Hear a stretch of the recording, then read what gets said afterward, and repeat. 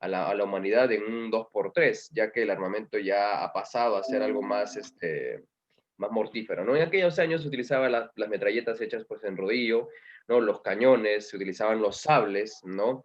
También se utilizaban en este caso las carabinas, los fusiles modo 1874 con un arpón ahí, y pues los revólveres que normalmente en ese tiempo existían. Este armamento fue lo más usado, ¿ok? Lo más novedoso.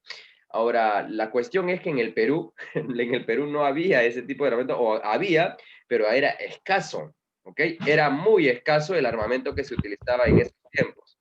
Entonces, ante esa situación, ante la escasez de armamento, sabemos que pues el señor Nicolás de Piérola, que es el máximo traidor, ¿no? De la Guerra del Pacífico, solamente le mandó telas y 2 armas al señor Francisco Bolognesi en lo que es en el conflicto, en lo que es el Morro de Arica, ¿no? Entonces ya vemos más o menos cómo era la situación. Los cambios geográficos, ¿no? Ya vemos más o menos cómo era antes, ¿no? Cómo era el mapa de América, de Sudamérica en ese tiempo, antes de la Guerra del Pacífico, ¿no? Cómo estaba establecido con la salida de Bolivia, ¿no? En este caso, hasta le pertenecía a Bolivia, y recordemos nosotros que era en este sector, ¿no? Era en este punto, ¿dónde está? Acá, era en este punto donde pues prácticamente se centraba lo que era el hecho del, aquí, ¿no? Aquí se centraba todo lo que eran los aspectos del guano y del salitre, más que todo el salitre de aquellos años, ¿no? Luego sabemos pues que Brasil, o perdón, Chile se va a expandir pues prácticamente hasta acá, ¿no? Y se va a llevar todo este pedazo de territorio, ¿no? Se lleva todo este fragmento y el mapa pues cambia a esta naturaleza, ¿no? Cambia a esta forma. Para el año 1929, Chile ya había ocupado todo ese espacio territorial y pues de esa forma estaba obteniendo, por decirlo así, ya estaba obteniendo en este caso más recursos, ¿no? O sea, tenía más recursos y estaba obteniendo pues más espacio territorial. Recordemos que Chile recupera su espacio territorial de lo que ya había perdido en la Patagonia con Argentina, ¿no? Entonces se le regala la Patagonia a Argentina y se queda con este fragmento de territorio. Recordarles un poco el héroe máximo, ¿no? El héroe máximo que en este caso pues es el señor Miguel Grau Seminario, ¿no? En esta situación sabemos, y te voy a contar un poco de la vida del señor Miguel Grau. Aquí tenemos una fotografía de aquel hombre, héroe, valeroso, de aquel hombre con principios que pues para su tiempo hizo un mayor resalte, un mayor aspecto importante, por decirlo así, dentro del trabajo que le iba a corresponder. Miguel Grau va a nacer el 27 de julio de 1834, ¿ok? Prácticamente en Piura es donde él va a nacer. Su mamá, Luisa Seminario, su padre, Manuel Grau Barrillo. En este caso, su padre era de nacionalidad venezolana, ya, solo que viene aquí al Perú por unas contrataciones, y pues él se establece acá, ¿no? Se sabe que, ayer estaba analizando un poco, se sabe que cuando él cumple los 8 años de edad, cuando él tiene 8 años de edad, él entra por primera vez, él tiene una fascinación por la vida marítima, ¿no? A la edad de los 8 años, él tiene su primera campaña marítima y se va a Panamá, de la cual pues el barco donde él iba naufraga. Y pues gracias a Dios, por decirlo así, él se salva, ¿no? Entonces, pues estaba leyendo un poco de la vida triste de Miguel Grau, ya que su madre, ¿no? Su madre los abandona y es el papá quien asume la responsabilidad de la familia Grau, ¿no? Entonces la mamá pues se va, los deja y ante esa situación pues la señora antes de morir, la mamá de Miguel Grau, hace un testamento donde solamente reconoce a sus 2 hijas, menos a sus otros 2 hijos. No solamente reconoce a las mujeres, sino a los varones. Él entra a los 19 años de edad, en el año 1853 más o menos, él entra a los 19 años de edad a lo que es a la vida marítima, o sea, entra a la Escuela de la Guerra Marítima, se prepara, ¿no? Y él empieza pues poco a poco a escalar y pues él entra en un proceso muy interesante dentro del Perú, ¿no? Hasta que pues ya nosotros lo vemos en un desarrollo único, ¿no? Donde él ya va a ser el hombre que va a ser un realce dentro de la historia de nuestro país. ¿Ok? Hay algo muy importante que tenemos que recalcar, que él tuvo 10 hijos, ¿ok? Miguel Grau tuvo 10 hijos, de la cual, ¿no? Así ya, no te asombres, tranquilo, tuvo 10 hijos, de la cual acá está su árbol genealógico, ¿ya? Este es su árbol genealógico del señor Miguel Grau. Entonces, Miguel Grau, el almirante, Miguel Grau se casó con la señora Dolores Cabero de Núñez, ¿ya? En este caso aquí tenemos a sus 10 hijos, ¿ya? De las cuales pues mucho de su linaje de aquel tiempo se especializó bastante en el lado de lo que es la política, y pues, se mantuvo, ¿no? En este caso se sabe que Miguel Grau escaló cargos políticos. Nosotros sabemos, yo te expliqué en la clase pasada, que él ya era un padre de la patria porque era congresista en el Perú, ¿no? Él asumió el cargo de congresista en nuestra patria. Y pues ante esta situación, al tener una familia tan viable, una familia tan numerosa, ¿ya? Él pues prácticamente se va a ver ido en esta situación, ¿no? Bien, vamos a continuar. Entonces aquí más o menos vemos la familia, los hijos, ¿no? Enrique Caballero, Grau Caballero, Óscar Grau Caballero, Ricardo Florencio, María Luisa, Carlos Pedro, Rafael, Victoria, Miguel, Elena y por último Miguel Gregorio, ¿no? Que casi la mayoría de estos, pues su linaje aún debe continuar, ¿no? Su linaje pues aún perdura, pero ya los apellidos más o menos se van perdiendo con el tiempo. Deja te ayude. Bien, vamos a continuar entonces. A ver, algo que lo hace caballero, las cartas, ¿no? Algo que lo hace bien caballero son las cartas.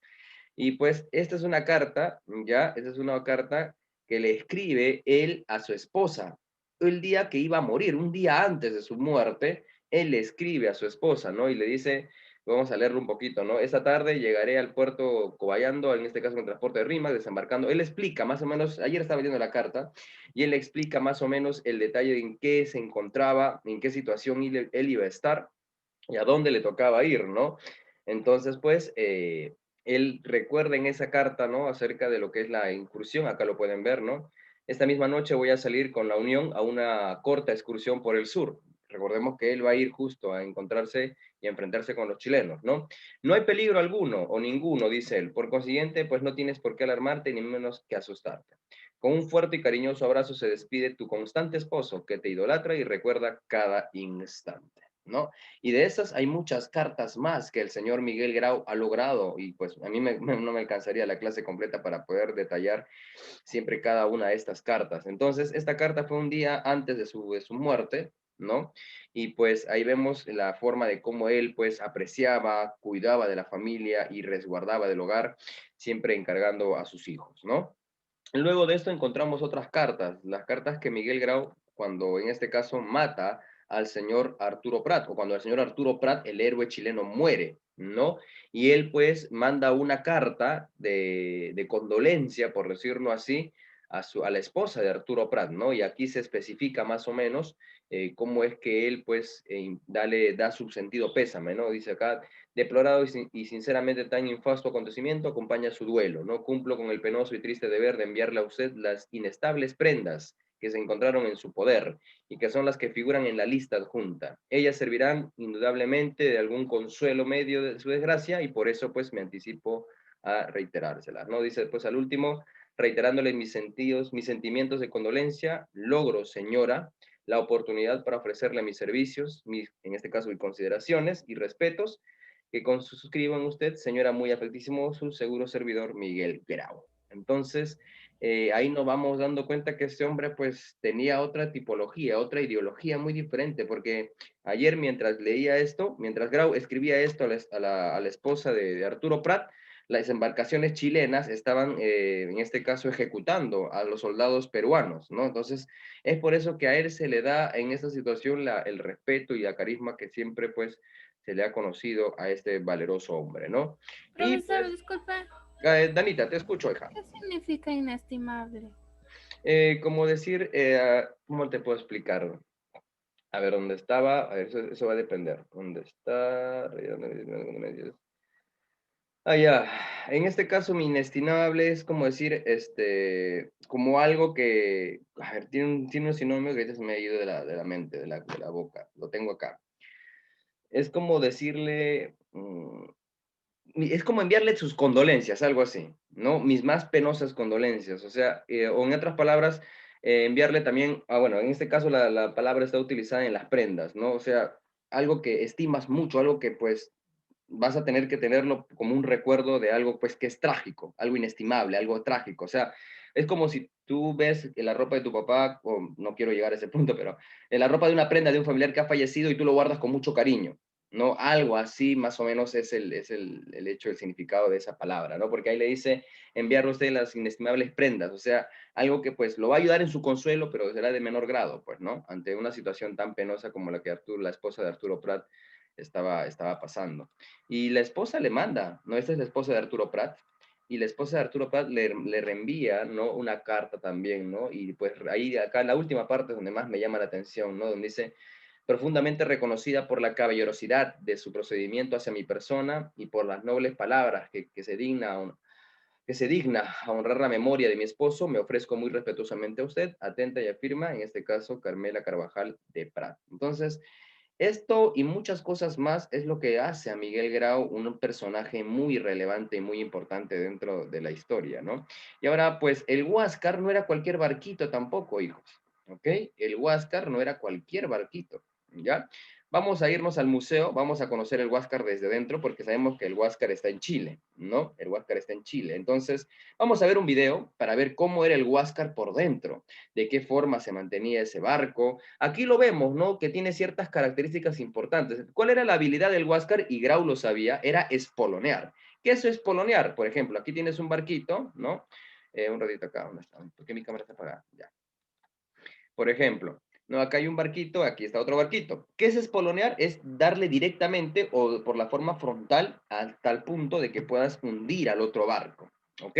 Y más o menos el monitor Huáscar tenía grandes y ciertas características muy, pero muy importantes, de las cuales tenía un cañón, ya, la cual encontramos acá, que permitía girar en todo ángulo. ¿Ok? Permitía girar en todo ángulo y eso pues le permitía mayor avance y en este caso mayor destrozos al enemigo. ¿Ok? Bien, vamos a ver un video. Ya vamos a ver un video, un momento, chicos. Voy a dejar de compartir acá. Vamos a ver un video para que nosotros podamos analizar un poco a detalle cómo es el Huáscar por dentro, ¿ya? Si algún momento alguien tiene la oportunidad de ir a Chile, ya sería genial, en verdad, y que vaya a conocer ese lugar. Un ratito, por favor.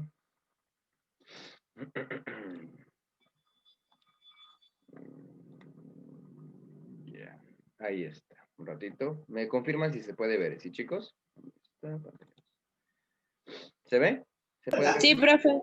Listo, hijitos. Vamos a conocer un poquito el Huáscar, ¿ya? Porque siempre lo hemos visto, pues, de barquito nomás, pero ¿no? Nunca nos hemos tomado la molestia de analizarlo desde el lugar más profundo, ¿no? Ahí es por donde está el Huáscar, ¿no? Para llevarte al Huáscar te llevan, pues, con un barquillo para que te acerque al monitor. Lógicamente, chicos, el Huáscar ya ha sido modificado porque recordemos que el Huáscar, pues, en su tiempo lo llevaron como un trofeo de guerra, ¿no? Y así, pues, de esa forma nos hacen entrar a este lugar, ¿no? Por ejemplo, ahí te van a decir, pues, aquí quienes fallecieron en ese lugar. Ahí muere, ahí, en ese lugar fue donde el comandante o el almirante, el señor Miguel Grau, muere, ¿no? Sabemos que él lo despedaza una bala, ¿no? Y solamente queda parte de su tobillo, ¿no?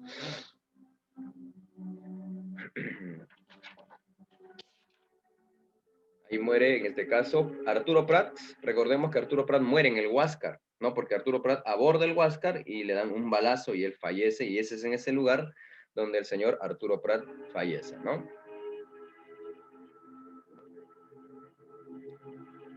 Bien, y eso es prácticamente la parte más importante de nuestro barco, ¿no? Y eso es, pues, el sector proa. En ese barco, pues, ondea la bandera chilena, ¿no? Porque, bueno, ya es parte de su trofeo de ellos.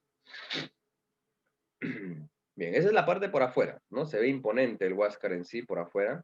Ahora, por dentro, pues, encontramos todo cómo era ese era el dormitorio de la tripulación, donde descansaban la gente, ¿no? Los marinos. Descansaban en esas pequeñas colchonetas en sí, de esta forma, de la cual pues ahí se encuentran como, es un museo, ya internamente es un museo, ¿no? Los soldados cómo vestían en esos tiempos, ¿ya? Ahí está el cañón giratorio, ¿no? Aquí nos encontramos pues con los restos de la mayoría de personajes que estuvieron ahí. Y a nuestro héroe lo guardan con mucho cariño y mucho respeto. Es interesante cómo en una nación ajena a la nuestra, a nuestros soldados, a nuestros héroes, pues lo respetan, ¿no? Hay un sumo respeto y cariño, por decirlo así, hacia la historia de nuestro país también, ¿no? Ahí está la sala de máquinas para controlar el barco, ¿no?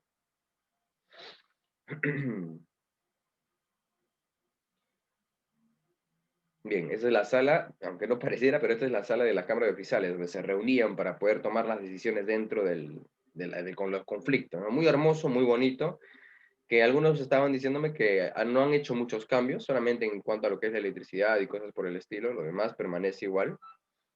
Entonces, pues, al menos, ¿no? Y acá está la recámara del gran Miguel Grau, ¿no? Es acá donde Miguel Grau descansaba, ¿no? Ese es el cuarto y la habitación de Miguel Grau.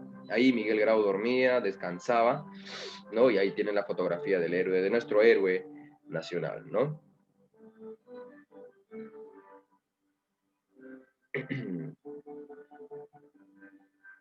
Un barco muy bonito, muy esplendoroso, muy hermoso, con muchas bonitas facetas que normalmente no lo hemos visto, ¿no? Solamente lo hemos visto, lo vemos por imágenes, dibujos por la parte de afuera, ¿no?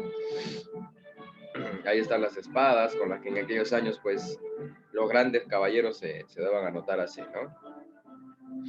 Es el centro de mando, ¿no? Es en el lugar como murió el señor Ignacio Serrano, que era el segundo al mando, que la mayoría de los segundos al mando murieron en la Guerra del Pacífico, ¿no?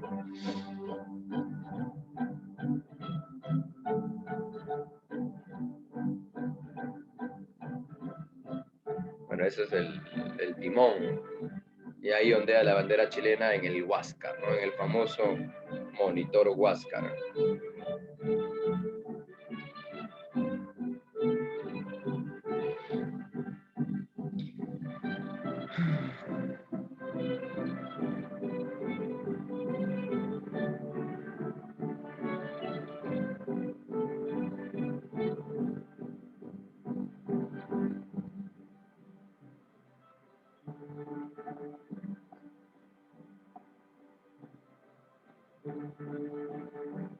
Bien, esos son los famosos telescopios que utilizaban para visualizar al enemigo de un lado a otro, ¿no?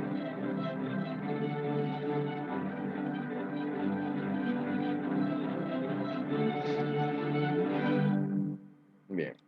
Y ese es el Huáscar, jóvenes, ¿no? Y ese es el Huáscar. Por dentro es un majestuoso complejo, ¿no? Muy bonito complejo de cómo visualizar este hermoso navío. ¿Ok? Bien, vamos a un ratito, voy a sacar. Profesor, pero son muy específicos con la parte donde ha muerto. O sea, se me hace muy creepy. Dice, muévelo para marcarlo donde ha muerto porque él es importante, entonces puede servirnos para el futuro. Sí, son detallistas en ese lado, ya que ha habido sobrevivientes ante esta situación. Ya ha habido sobrevivientes. Entonces, como es un poquito complicado verlo desde un punto de vista distinto, un ratito, por favor, ¿dónde está? Acá. Entonces, se puede decir, ya se puede decir que al haber sobrevivientes hubieron detalles también ahí, ¿no? Por ejemplo, ante esta situación, esos son los pocos sobrevivientes del Huáscar, ¿ok? Fueron los pocos que sobrevivieron en el conflicto que se dio en el Pacífico y esos son los pocos hombres que lograron sobrevivir en aquellos años, ¿no? Entonces, pues, antes de ayer también estaba viendo las noticias, ¿no? Y aquí pues están los restos. Antes de continuar, acá están los restos de Miguel Grau, ¿no?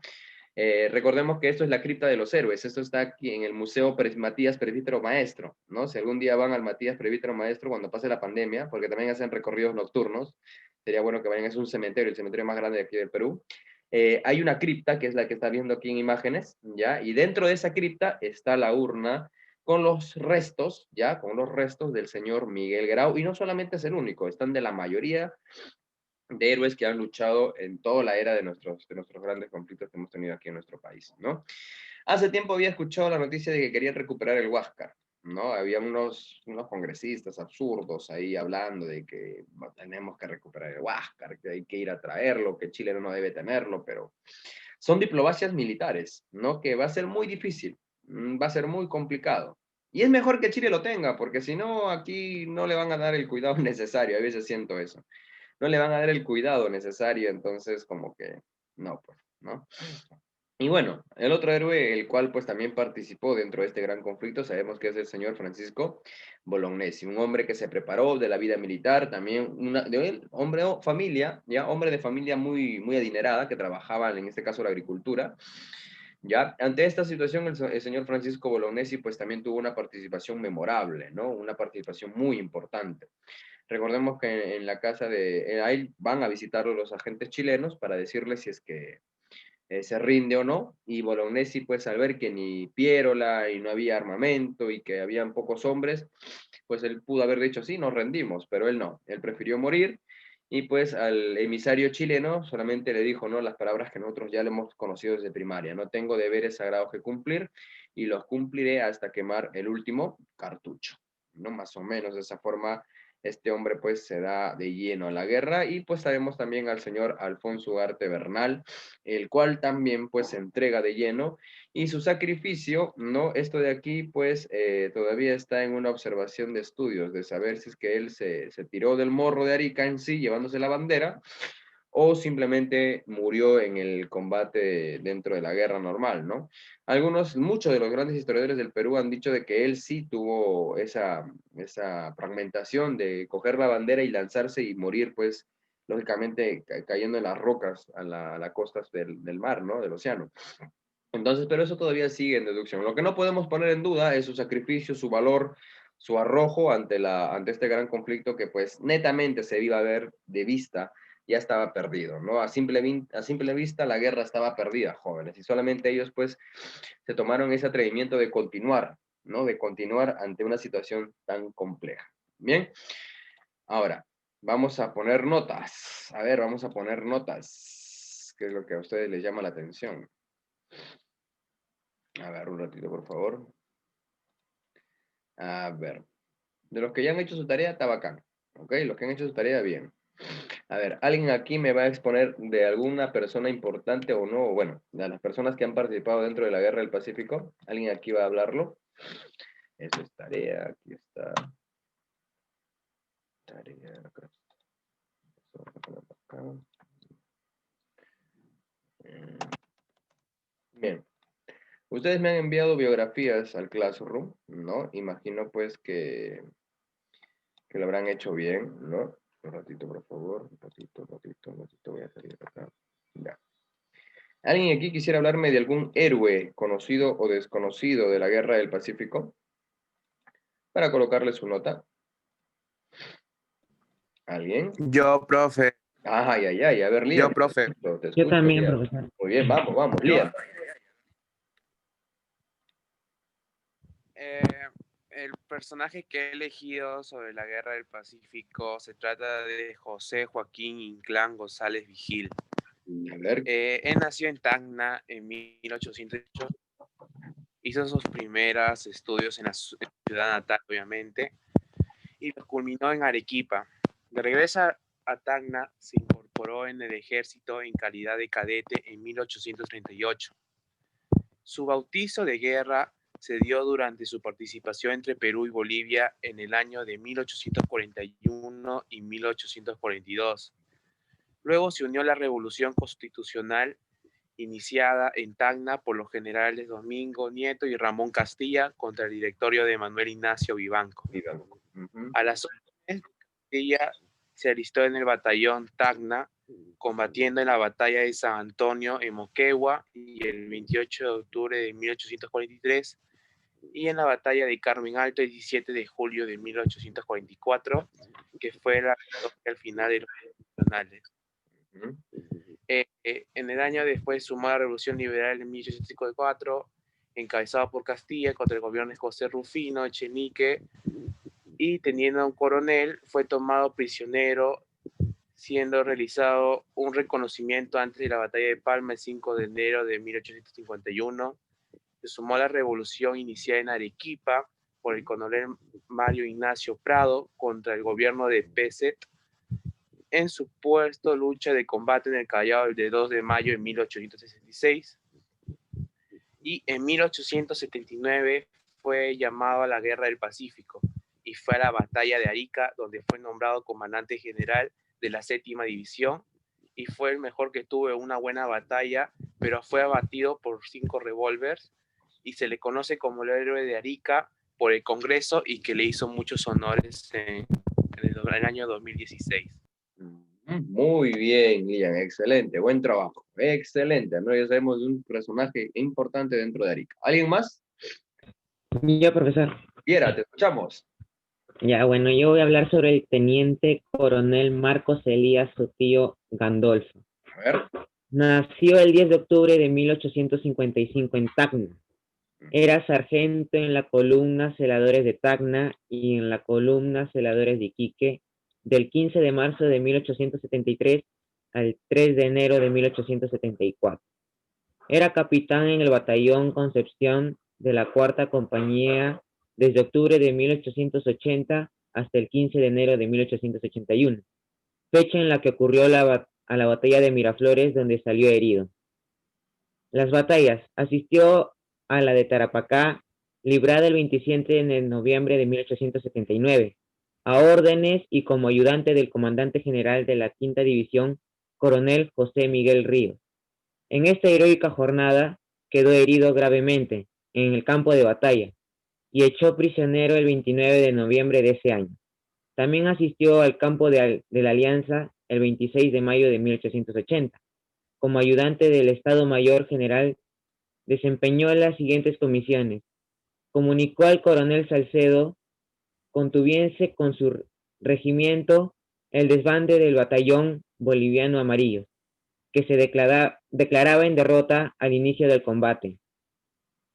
Combatió el 13 de enero de 1881 en las batallas de San Juan y Chorrillos, al mando de la Cuarta Compañía de Concepción, a inmediatas órdenes del coronel Bayardes. Acciones de guerra. Se encontró en el bombardeo de Iquique el 16 de julio de 1879, como jefe de la avanzada del batallón de Tarapacá.